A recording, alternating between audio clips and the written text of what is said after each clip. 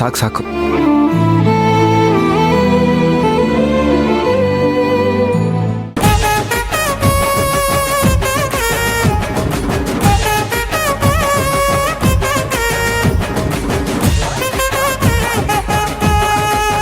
ಎಲ್ರಿಗೂ ಎಲ್ಲ ಐಟಮ್ ತಲುಪಾಯ್ತೇನಪ್ಪ? ಏನ್ಪಟ್ಟಿ ಎಲ್ರಿಗೂ ಬಡಿಸಿದ್ದಾಯ್ತಾ? ಹಂಗಾರೆ ಶುರು ಹಚ್ಕೊಳ್ಳಿ. ಆನಂದು ಗೌಡ್ರೆ. ಹಾ,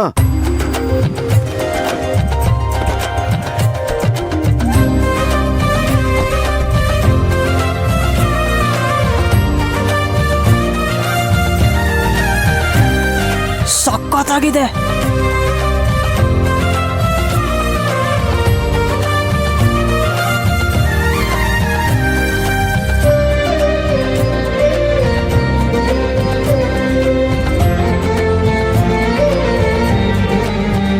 ಅಂತೂ ಇಂತೂ ನಮ್ ದೊರೆ ಕೊನೆಗೂ ಮರಿ ಒಡಿಸಿ ಒಳ್ಳೆ ಊಟ ಹಾಕ್ಸ್ಬಿಟ್ಟ.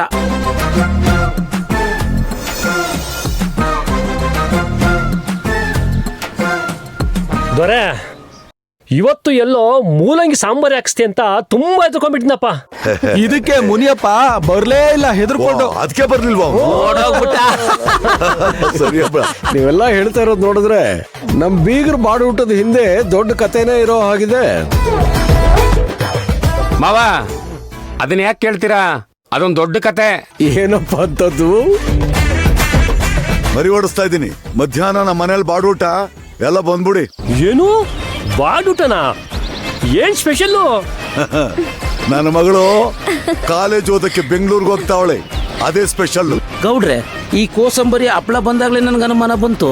ಇದೇನು ಮೂಲಂಗಿ ಸಾಂಬಾರ್ ಮಾಡಿಸ್ಬಿಟ್ಟಿದ್ದೀರಿ? ನಿನ್ಗೆ ಬಾಡೂಟ ಮಾಡು ಅಂತ ಹೇಳ್ತಿ ತಾನೆ? ಯಾವ ಖುಷಿಗೆ? ನನ್ನ ಮಗಳು ಓದೋದಕ್ಕೆ ಒಪ್ಕೊಂಡಿದ್ದಾಳೆ, ಅದು ಸಿಟಿನಲ್ಲಿ. ಅದಕ್ಕಿಂತ ಖುಷಿ ವಿಷಯ ಬೇಕಾ ನಿನ್ಗೆ? ಮಗಳು ಮದ್ವೆ ಫಿಕ್ಸ್ ಮಾಡಿ ಆಮೇಲೆ ಬಾಡೂಟ ಮಾಡಿ ಹಾಕ್ತೀನಿ. ಅಲ್ಲಿವರೆಗೂ ಮೂಲಂಗಿ ಸಾರೆ. ಅದಕ್ಕೆ ನಮ್ಮ ಅಕ್ಕನ್ ಕಂಡ್ರೆ ಇವ್ರಿಗೆಲ್ಲ ಮೂಲಂಗಿ ಸಾಂಬಾರೇ ನೆನಪು ಬರೋದು. ಅದು ಒಂದ್ಸಲ ಅಲ್ಲ ಯಜಮಾನ್ರೇ, ಈ ತರ 4-5 ಸಲ ಆಗಿದೆ. ಬಾಡೂಟ ಅಂದ ಆಸೆಯಿಂದ ಹೋಗಿ ಮೂಲಂಗಿ ಸಾಂಬಾರ್ ತಿನ್ಕೊಂಡ್ ಬಂದಿದ್ವಿ.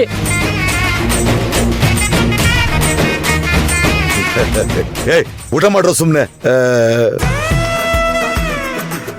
ಅಂತೂ ಬಾಡೂಟ ನಿಮ್ ಬಾಯಿಗೆ ಬಿತ್ತಲ್ಲ, ಜಮಾಯಿಸಿ ಜಮಾಯಿಸಿ.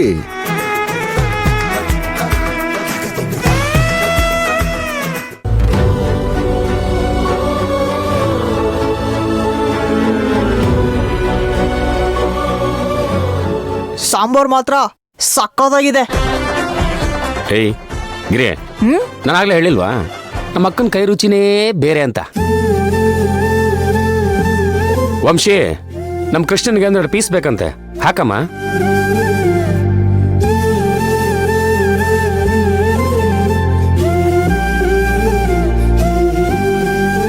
ಸಾಕು ಸಾಕು. ಏಯ್ ಕೃಷ್ಣ, ಊಟ ಮಾಡ್ಬೇಕಾದ್ರೆ ಸಂಕೋಚ ಪಟ್ಕೋಬಾರ್ದು, ಹಾಕಿಸ್ಕೊಳ.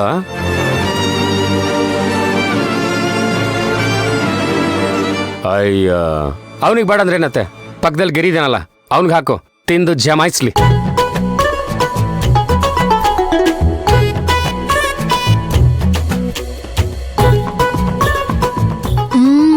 ಗಿರಿ, ಸಾಂಬಾರ್ ಎಷ್ಟು ಟೇಸ್ಟಿ ಆಗಿದೆ ಅಲ್ವೇನೋ? ಆಂಟಿ ಹತ್ರ ಇದ್ರ ರೆಸಿಪಿ ಕೇಳ್ಕೊಂಡು ಅಮ್ಮಂಗೆ ಹೇಳ್ಬೇಕು. ಅಮ್ಮ ಮಾಡೋ ಅಡ್ಗೆಗಿಂತ ವಾರಕ್ಕೆ ಒಂದ್ಸಲನಾದ್ರೂ ಅದಕ್ಕೆನ ಇಲ್ಲಿ ಕರ್ಕೊಂಡ್ಬಂದು ಇಲ್ಲೇ ಊಟ ಮಾಡ್ಬೇಕು. ಏಯ್, ಅವಾಗಿಂದ ಏನ್ರ ನಿಮ್ದು ವಟ ವಟ ವಟ ಅಂತ ಊಟ ಮಾಡ್ತಿರುವಾಗ ಬಾಯಿ ಮುಚ್ಕೊಂಡು ತಿನ್ರ.